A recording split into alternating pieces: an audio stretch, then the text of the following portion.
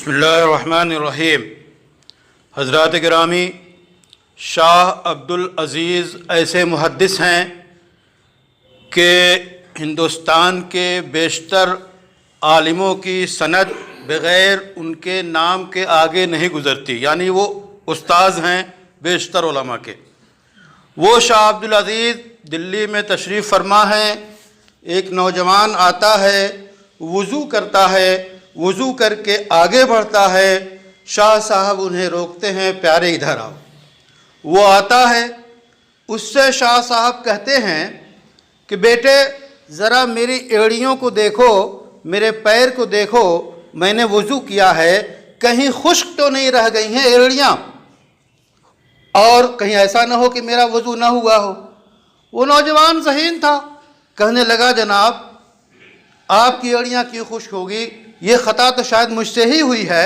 और उसने जाके अपनी एड़ियाँ पूरे तौर पे धो ली। ये है इस्लाह का तरीक़ा। एक नौजवान की उन्होंने इस्लाह की, इस अंदाज से की। क्यों?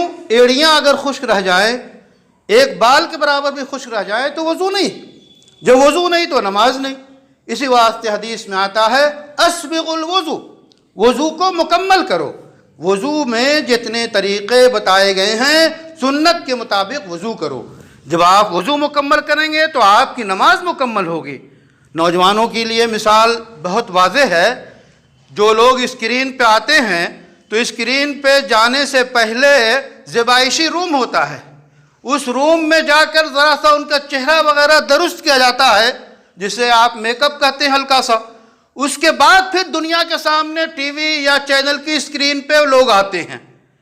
तो एक मामूली लोगों के सामने आने के लिए आप तैयारी करते हैं मेकअप रूम में, तो आपकी ये वज़ू जो है अज़ीमुश्शान रहमान के सामने पेश होने के लिए, कदमों में गिरने के लिए, सजदा रेज़ होने की तैयारी है। जितना अच्छा वज़ू होगा उतनी अच्छी नमाज होगी। अल्लाह हमें तौफीक